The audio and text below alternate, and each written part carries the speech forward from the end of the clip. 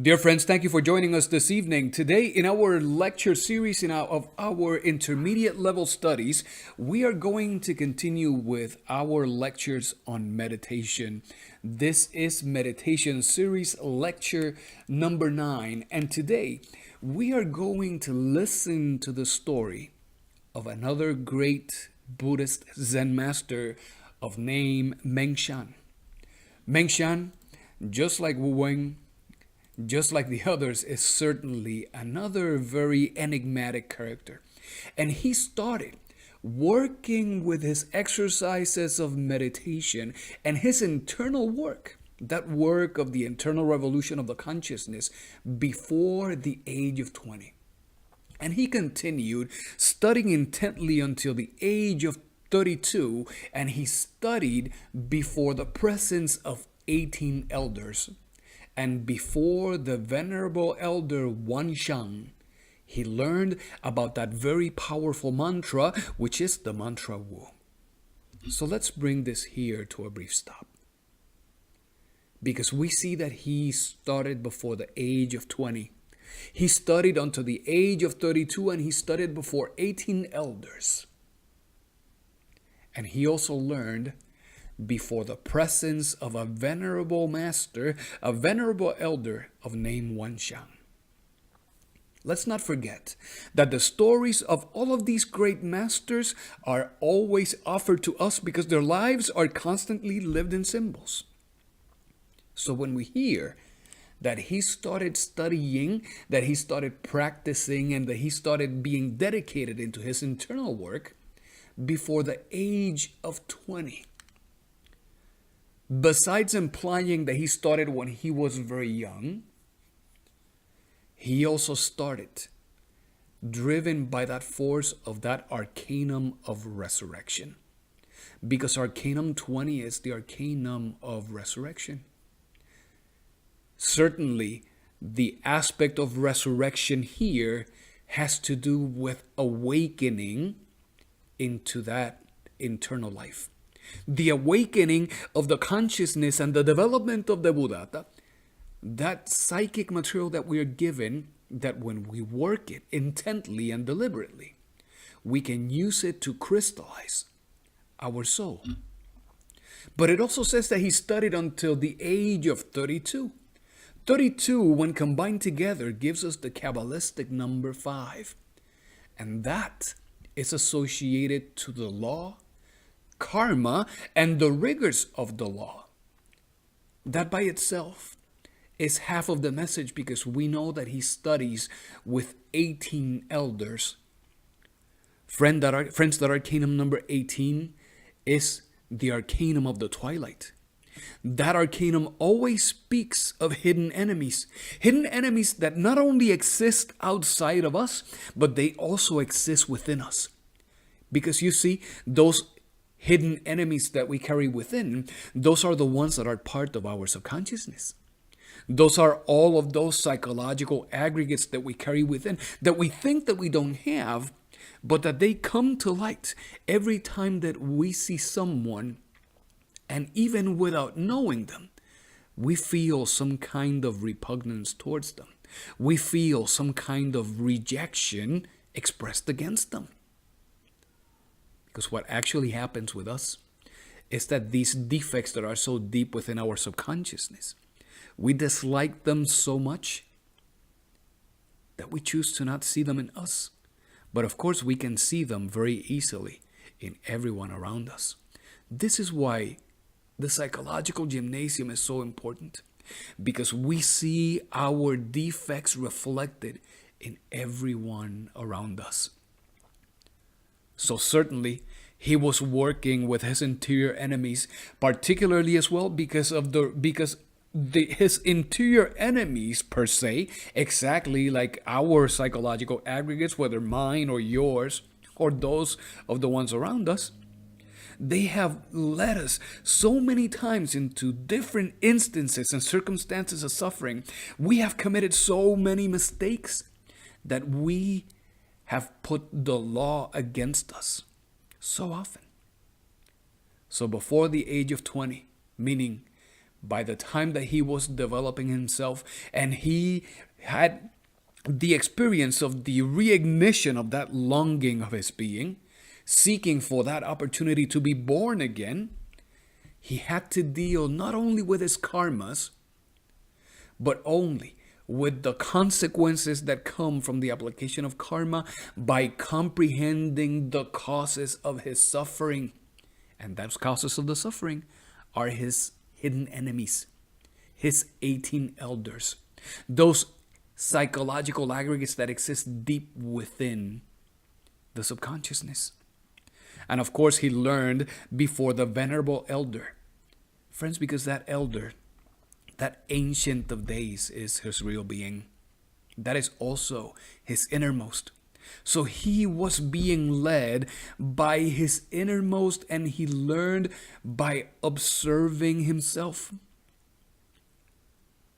Master Meng comes to let us know that living in alert perception and in alert novelty, meaning that we have to see the events happening around us, whether you have experienced it once or 100 or 1,000 times, we have to learn to see them always at a new unit of time. We always have to see these things that happen to us as if they had never happened before. That is why he speaks in terms of alert perception and alert novelty. We have to be able to see these events and these dramas and tragedies that we are experiencing and see them with fresh eyes, opening ourselves to the possibilities of all that is new. Because it is indispensable and urgent, not only to carry this alert perception and this alert novelty, but to use them intelligently so that we can bring in the manifestation of the awakening of the consciousness. And Samael tells us, this awakening does not come because of your efforts. This awakening happens because of your super efforts. So for those of us who meditate 10 or 15 minutes this week and we don't meditate again until next month, that is certainly not even an effort. That is just a simple transient event in our lives. We need of tenacity and we need of consistency and constancy in this particular work. Friends, as Master Meng learned at the feet of his 18 elders, as he observed himself and he continued working intently, after 18 days and 18 nights of profound meditation, he had some tea, and it was then that he comprehended the gesture of the Buddha as he offers a flower. He interrogated others about that experience, but as he did, everyone whom he asked remained silent. After 18 days and 18 nights, those periods of time, those instances of existence, they add to the number 36. And the number 3 plus 6, that Kabbalistic addition that results in the number 9, always speaks of the work of the initiate. It's always the arcanum of the hermit. It is the work that needs to happen in that flaming forge of Vulcan. It is the work with the magic of love. And of course, he was submerged in profound meditation, and he was drinking some tea. That tea is a symbol of that sacred water that we need to learn to consume. It is the water that we need to learn to transmute. Because when we do, it is then that we can comprehend the gesture of the Buddha as he offers a flower. Because the Buddha is always in a state of contemplation. The Buddha is always in serene reflection, and it is always in serene observation. And when the Buddha is offering the lotus, that lotus is a symbol of a faculty, of a new power, of a new ability that the innermost can give us. It is a new law that we can incarnate. It is the creation of a new superior body. But the only way that we can receive that is only if we can maintain that moshao, that serene reflection, that serene observation. And Master Meng interrogates others about this very same experience, but they remain silent. And they certainly do, because all of this work is esoteric work. This work is meant to be occult. This is very private. This is very individual in particular, and these experiences are not meant to be shared with anybody. And that is what he comes to learn from others. And that is what we can learn directly from the experience of this great master. It so happens that as the year 1264 came around, he became very ill with dysentery. He decided to abandon all of his terrestrial belongings as he contemplated the possibility of disincarnating and dying. And as he did that, he burnt incense and he invoked of the three blessed ones, and he raised a prayer to all of the holy gods. And he said, if I could heal myself out of this one, I am going to dedicate my life into the priesthood. And I will bring the wisdom of Buddhism to all those young souls who are seeking of it. And he went back into the exercise of meditation. It is no coincidence that he became so sick in the year 1264. Because when we add that number together, that adds up to the number 13. And Arcanum 13 is an arcanum of death. It is an arcanum of transformation, of radical transformation. And he was very ill with dysentery at that time.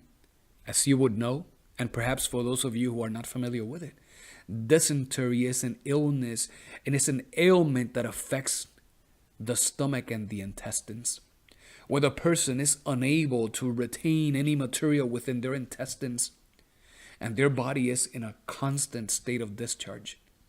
And it creates a tremendous amount of pain and a significant amount of stress into the body. So he became very ill because of that.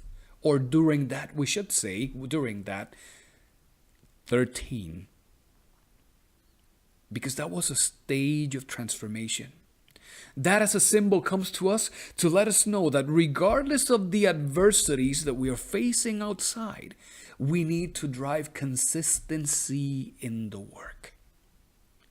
Because if today we practice, because today the conditions are ideal, and then tomorrow we just feel a little tired and we don't practice because we're tired, and we justify it because we want our body to relax and recover, then we're not bringing consistency into the work. We're certainly not serious about the work itself. He decided to abandon all of his terrestrial belongings. That is part of that transformation. That is part of disconnecting ourselves from that realm of substance. That is certainly an example of living life without any attachments. Because that is what the Buddha teaches. We have to learn to love and to live without attachments.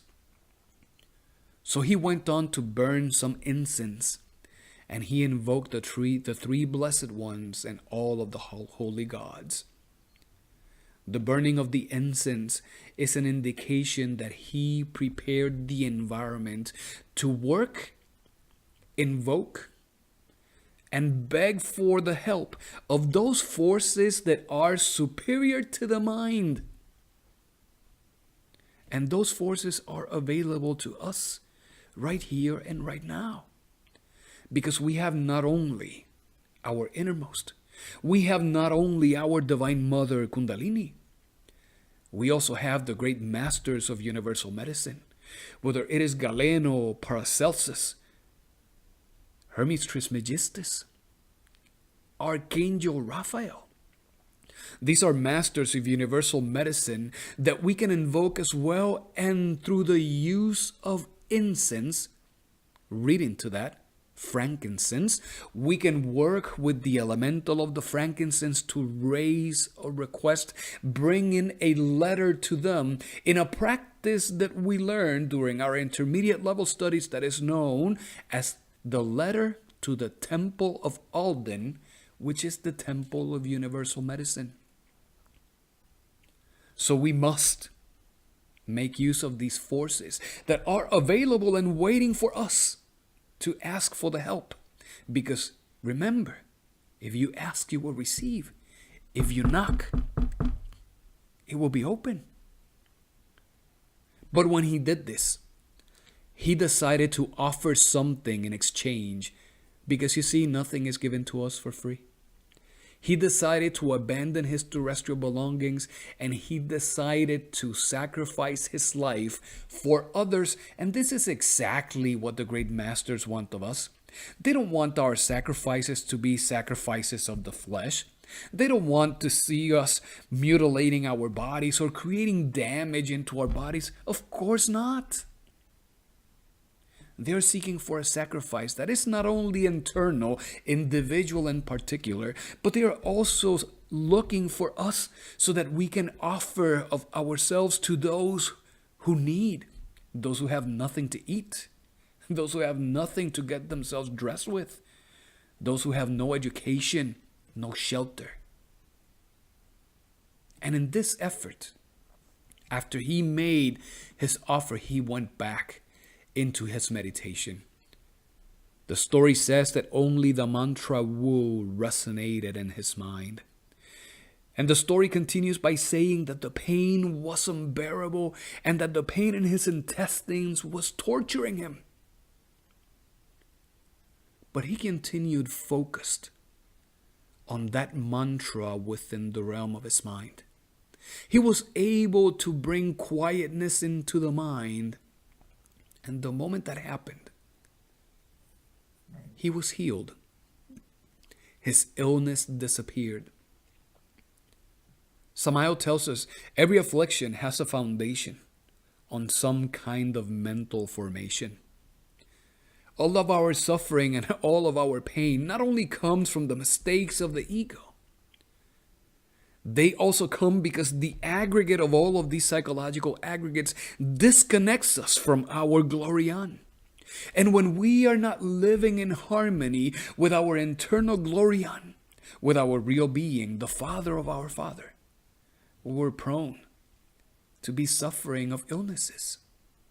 We are suffering to continue making mistakes that translate themselves as sicknesses and as illnesses as well.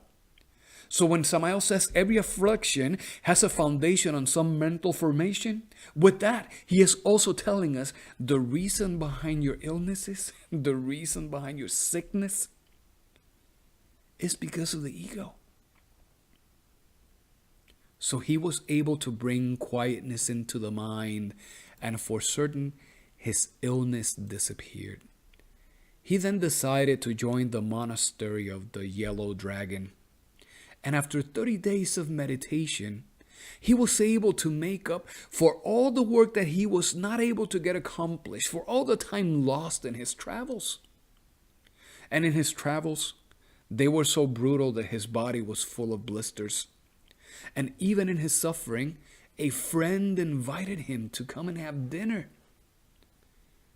And as he continued chanting this mantra Wu, he went to so deep of a meditative state that he walked through the portal, through the threshold, through the door of his friend's house without even realizing that he had done that. And it was then that he realized that he could sustain the work of his meditation even when he was involved in times of activity. And this is the same that we learn about Master Wu Wen. We have seen how these great masters of meditation, they develop an expertise that allows them to be even on a meditative state while they are performing their daily chores, their daily activities, and their daily duties. This means that the moment that we become good enough, that we become experts in this field of meditation. You could be doing the dishes and still be in a meditative state. You could be helping your children with the homework, cleaning the bathroom, taking care of the yard work, driving to work, participating of meetings, and still be deep in that state of meditation. And it is here where we have to understand this concept of meditation even better. Because this does not mean that you are doing two things at the same time. Certainly not. What this means is indeed that we can have an internal serenity, an internal tranquility, that we can be in serene observation and in serene reflection without thinking while we're doing everything else. Friends, when that happens, that is a condition that states that it is the being, the one operating. It is a condition where the consciousness has emancipated itself from the bottle of the ego, and it is in direct connection with the innermost, and thus the vehicle, the body, the personality, they both become a fine and delicate instrument at the service of the innermost. So not only he realized that he could sustain the work even during activity, his condition of all of these blisters, they indicate suffering. It reminds us of those images that we can appreciate in the Borgia Codex when we see that man who is walking towards the cosmic Christ, that representation of Quetzalcoatl. And he is not only walking towards him, missing flesh from his body, meaning that he is undergoing the individual sacrifice. He is abandoning himself in the constructive way. He is working to eliminate all of those things that he loves the most about him, namely his ambitions and his prides and his laziness and his envies and his resentments and his hatreds and everything else. That is the symbol of those blisters. Even in the work, as we suffer in the work, we will always find that great friend that will continue to nourish us. Because that nourishment not only happens at the level of the digestive system, that nourishment happens at the level of the mind. And the nourishment that comes to the mind are the impressions. It is all of those impressions that we can receive from those interactions with everyone around us. And of course, there is a third source of nourishment, which is the one that we receive from our breathing, from our prana.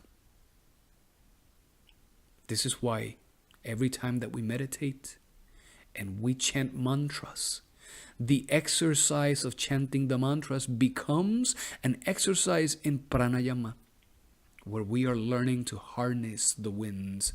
We are extracting that Christic cosmic force that palpitates in every atom and in every particle of everything that exists, and we are putting to use that energy readily available to us for our spiritual work. Friends, this is what we see here from the master Meng. And one day, as he meditated in one of the monasteries, the principal monk walked around, and as he was getting ready to light some incense, he bumped the box of incense, and it generated a sound, something like a deaf thud. And when that happened, that shock of consciousness was enough for Meng to be able to intuitively see Master Chao Chu.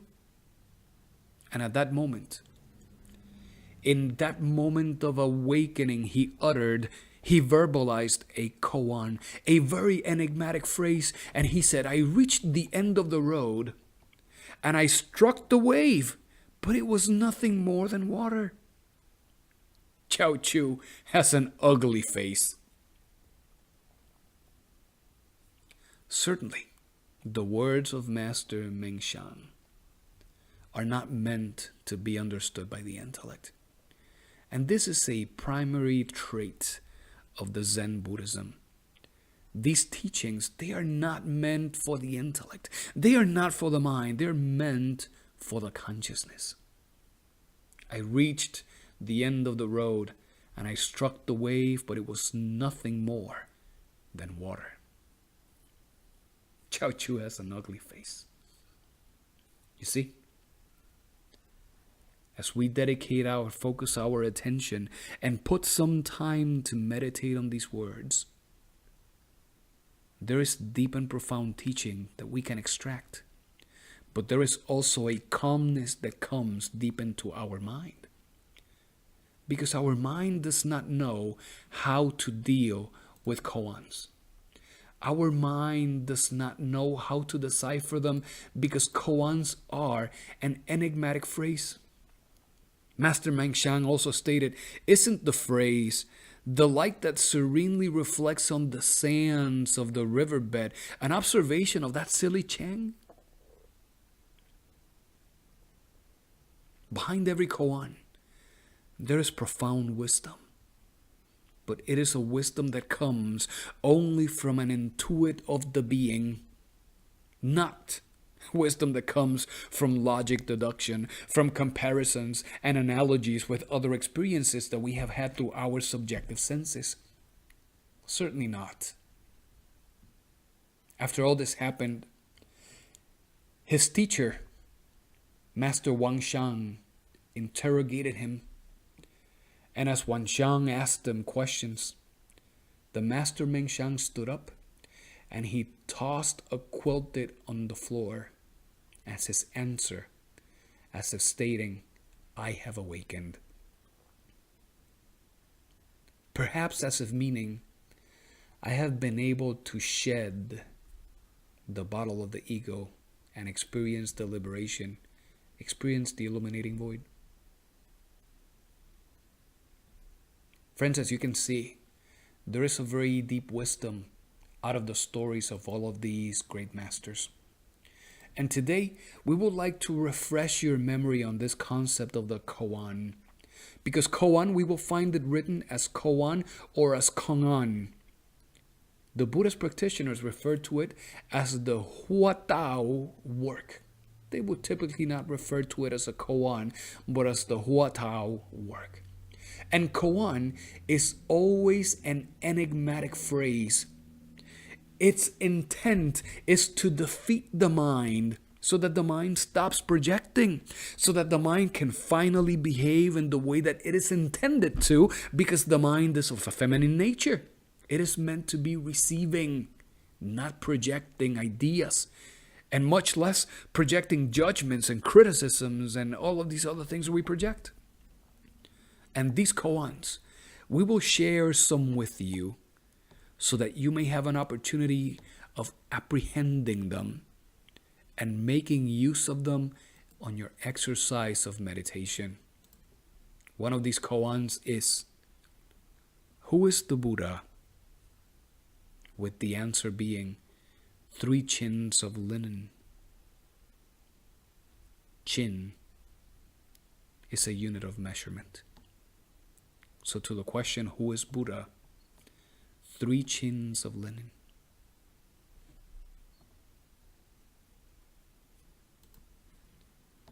The next koan. What is the meaning of the arrival of the Bodhisattva from the west? With the answer being, the cypress is at the center of the garden.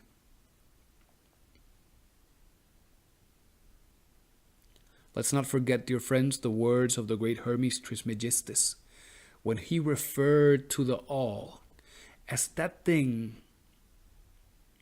who is a circle of a center that exists everywhere and whose circumference is nowhere to be found. Perhaps that gives you a little bit more of inspiration in the comprehension of that statement. The cypress, that tree of life, the tree of wisdom is at the center of the garden. This next koan is the one that reads, "Who mentions the name of Buddha?"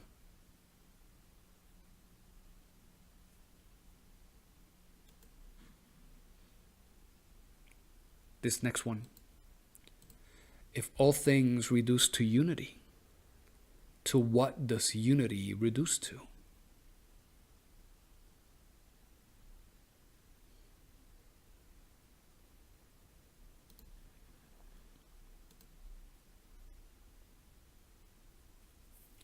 If all things reduce to unity, to what does unity reduce to?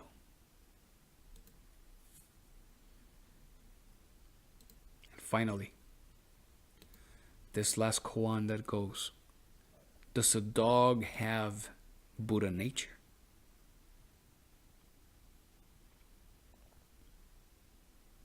And there are many other koans. If you give your bones to your father and your flesh to your mother, where are you? Perhaps the other one, what was your first face? So as you can see, koans are always enigmatic phrases. Most of them have to do with a conversation between the master and his disciple. So let's use them as a very powerful tool to bring in the serene reflection, the state of serene observation that is so necessary for the experiencing of the liberation of the consciousness, and more so for the manifestation of the awakening of the consciousness itself.